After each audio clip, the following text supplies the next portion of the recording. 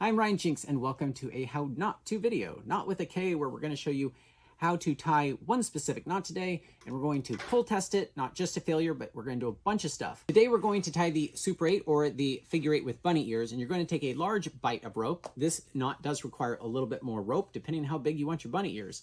Take this big bite, going to go around, and instead of putting your bite through, which would create a figure 8, you're going to take another bite of rope and take this bite.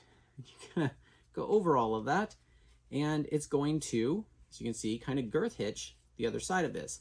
Now what's nice is if you leave it at the bottom where you have 1, 2, 3 strands, and the rest of it's going to have 2 strands like a normal figure 8 does. And I'm going to dress it, meaning all the strands are nice, beautiful, and parallel. What's nice about this knot is I can pull down on this, and then I can pull up on one of them. So if I have 2 uneven bolts, I can clip to that and I can manually equalize this. Once you load it, if one has more force than the other, it will kind of self-equalize until it cinches down and then it's kind of stuck. It doesn't self-equalize while you're using it. Let me show you that one more time, but over my shoulder. And get a big old bite because I want some big bunny ears. So now I'm going to tie the figure 8 itself. And as I come around here, I'm going to stick this bite of rope through the top. And then you take the end of it and you go over the whole knot like this. And then you're going to take that end and then we're going to dress it. You want everything to be parallel and ideally nothing crossing with these 2 strands. As you can see, these 2 strands here move when I pull that. That's going to stay at the bottom. And pull that, dress, dress, dress, squeeze, squeeze, squeeze. And then now that I don't want to cinch that up too much, but now it looks good on pretty much both sides. Now these have a tendency to get twisted. So those are pretty good, which this will be, in this case, my right anchor. And in a climbing scenario, I would clip it to my right bolt and my left bolt. And I would lock these. If someone's coming straight up the rock here, this would be correct. But if they're coming off to the side, I could just pull this bottom strand before it's all cinched down, and I could just pull this backside and pull that backside and manually equalize this until it's in the direction that I want it to be. Now, when they put some force on it, if this side is super loose, for example, I do that, or in this case, super tight, when they go to weight it, it's going to put a lot more force on this thing. Now, what we're going to find out is if a loose strand is a big problem, or if completely failed and your bolt, your cam, your placement comes out, in theory would still be attached to the eye, but if a rock cut this, will you still be redundant? Is this truly a redundant anchor? For continuity, I have the Super 8 you just saw here, and I put a Super 8 on this side as well, and we're going to find out if it breaks in here. But first, we're going to pull it to 4.4K in. We're going to watch the knots deform a little bit. They don't necessarily stay beautifully dressed, and then we'll try to untie it. There we go. Keep reading me. 3, 4, go, go, go. You mean stop? Yeah, that. So into 4.89, and you can see how it settles, which is also an interesting feature of just how ropes will act in general. We're already at 3.6. That's the live number, that's the peak force. Hydraulic would be settling, the soft shackles, and also the rope. There's a lot of textile settlement in that as well. At 4.8, or a little bit over 1,000 pounds of force, these things are slightly deformed. You can see how this would ideally be over that, but you're pulling on only some of these strands, and this strand isn't getting loaded. So that gets tight in there. They sound, these don't sound super hard. I bet you I could untie that. Oh yeah. Oh yeah, that was super easy to untie. Here we go. So I'm going to redress this. Okay, I've reset this. Let's pull it again. Pulling that strand here. 1, 2, 2, 3, 4, 5, 6, 7, go. Stop. Go, stop. All right, so we got to 9.3 and it's already settling down to 7.5. So let's back it off. We can see here how much that's deformed because this back strand it's not being loaded the same. It's just shaped a little bit different. It's kept more of a form than some figure 8s, normal figure 8s. Sometimes it's nice to just like twist knots, even if you don't feel them moving. I think it relaxes it. Do you need more rope in order to get it, or did you? It doesn't relax me with you doing that next to me. You know, does that help?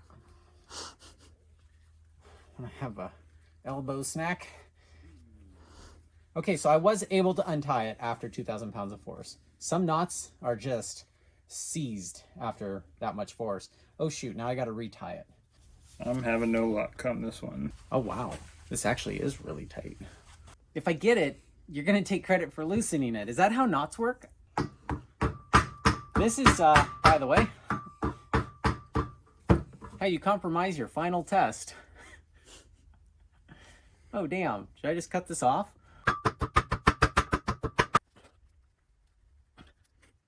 Don't you reach for that knife. I've got this.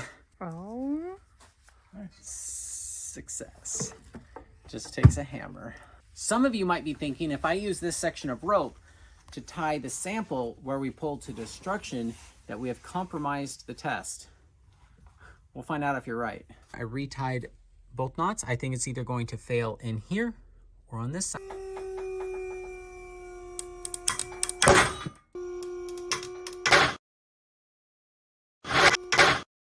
So on this side, this went around this backside for the parallel two ropes, and then it went through the 3 strands, and that's where it broke in that pinch point inside of there.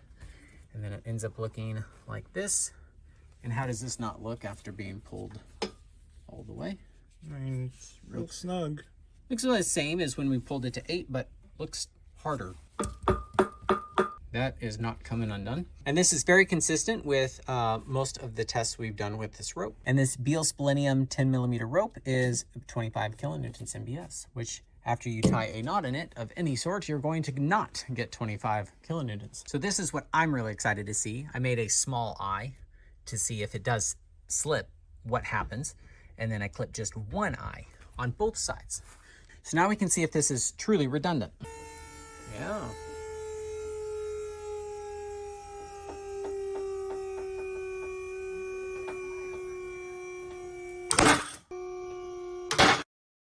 So it broke in the knot, like always. This went around the backside like before, around here and through. Got pinched, so it's broken here. It's broken here. It looks like neither eye slipped through, and this is rock hard. Pretty much the same result. That's within, you know, standard deviation of the variations knots give. So something I'm really excited about is this dyneema. Now, you're not supposed to tie knots in dyneema. That's not what this is about. You're supposed to take this and splice it inside where it opens up like a Chinese finger trap, and you can splice it. But it has the same coefficient as Teflon, aka it's slippery. And so if a knot slips, because we just saw that the 2 bunny ears that were not clipped did not get pulled through. So in theory, that was redundant. But what happens if they did slip through?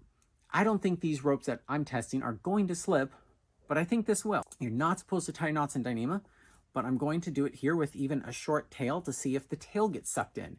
I want to know the absolute limit of how a knot is in theory going to fail. So what's interesting is if, let's say this does get pulled through, what happens if it gets pulled all the way through? You can see on the back side that this is playing with both of my bunny ears, but let's say I pull off one of this bunny ears and I am putting force here, it looks like it's just creating a wonky looking figure 8. And it doesn't seem like that would fail.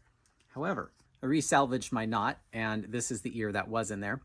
If I was loading just this one and this one pulled through, in theory, it would collapse.